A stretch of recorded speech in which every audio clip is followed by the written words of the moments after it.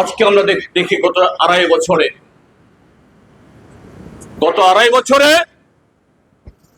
সেই ট্রেডিশন সমানে চলছে সন্ত্রাস, আর সব কিছুতে আইন কানুন সংবিধান এগুলোকে বুলণ্ঠিত করে দিয়ে একটা লুটের সাম্রাজ্য তৈরি করো। মন্ত্রী লজ্জার মাথা খেয়ে বলছে, আমরা তো ঘুষ খাই, কমিশন খাই, সোর্স মানি থেকে টাকা নেই, যেন এটা তাদের অধিকার। এই কথাগুলো আমরা বারবার বলছিলাম। শাসক দলের নেতারা এই যে গেল শারদ উৎসব গেল, দুর্গাপূজা গেল, কি প্রত্যক্ষ করেছি আমরা? বামপন্থী ফ্রন্ট সরকার থাকার সময়তে দুর্গাপূজা, বাংলার নববর্ষ, এমনকি ঈদ এবং খ্রিস্টানদের বড়দিন, এসব সময়ে সে অংশের লোকজন যাতে তারা তাদের পরিবারে একটু নতুন আয়ে কিছু অতিরিক্ত যদি তারা আয় করতে পারেন, তাদের ঘরে টাকা যায়, সেই পরিবারে সুখের ঢেউ আসে। আর এটাকে কেন্দ্র করে সে অর্থ যদি গ্রামে যায়, গরিব মানুষের হাতে যায়, সেই গরিব মানুষ, জলেফার মানুষ জলেফা বাজারেই খরচ করবেন, বড় জোর সাবরুমে যাবেন। সেই টাকা পেয়ে সে মানুষকে কলকাতা যাবেন না, আগরতলা যাবেন না। এই রেগার টাকা, এগ্রিকালচারের টাকা, হর্টিকালচারের টাকা, ফিশারির টাকা, গ্রামীণ পরিকাঠামো, এতে যে টাকা খরচ হয়, এতে গ্রামের বিকাশ হয়। আজকে এগুলো অনুপস্থিত। এখন টাকা আসে না তা নয়, আমার আগের বক্তা বলেছেন কমরেড বাগা, টাকা আসে। তাদের মন্ত্রী, প্রাক্তন মুখ্যমন্ত্রী, তিনি তো বলছেন 22,000 কোটি টাকা এনেছি আমরা। 15 বছর নাকি এই 22,000 কোটি টাকা দিয়ে ত্রিপুরাজ্যের রাস্তা মেরামত হবে, 15 বছরে আর সেখানে কোনো হাত দিতে হবে না। আজকে রাস্তার চেহারা কি? তাহলে এই 22,000 কোটি টাকা কোথায় চলে গেল?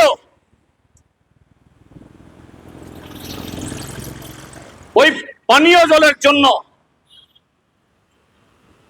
অটল জলধারা, আরো কি কি মিশন নাম দিয়ে হাজার হাজার কোটি টাকা দিল্লি থেকে আসছে, আর এমন ভাবে পট্টাগুলো তৈরি করা, তার একটা অংশ দিল্লির লোকেরা পায়, আর বড় অংশ এখানে ওই রাজ্য স্তরে তাদের যারা নেতারা আছেন এবং ওই মন্ডল থেকে শক্তি কেন্দ্র পর্যন্ত আস্তে আস্তে গিয়ে জনগণের কাছে আর যায় না। কাজেই রাস্তার অবস্থা বেহাল, পানীয় জলের ঘরে পাইপ আছে, জল পড়ে না, বিদ্যুতের লাইন আছে, দিনে কতবার সেই বিদ্যুৎ উঠানামা করে, তার কোনো ইয়ত্তা নেই।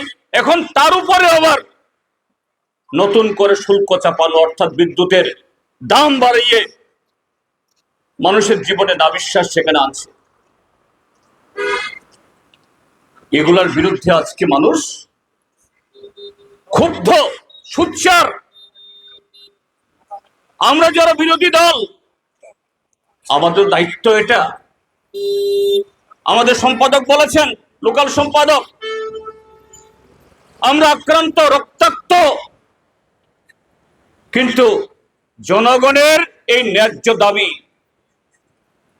রেগার কাজ, গ্রামের রাস্তাঘাট, পানীয় জল, বিদ্যুৎ, বালোয়ারি কেন্দ্রে শিশুদের পুষ্টিকর খাদ্য,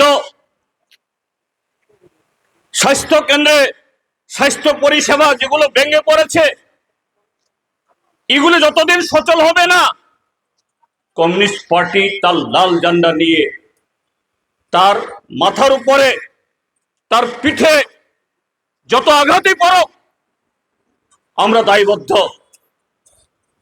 এতে 5 বছর শেষে আমরা ভোটে জিতে আসলাম কি আসলাম না, এটা পরের ব্যাপার, কিন্তু কমিউনিস্ট পার্টির কাছে এটাই বড় স্বীয় দায়িত্ব, জনগণের সে বক্তব্য আমরা পৌঁছাবো।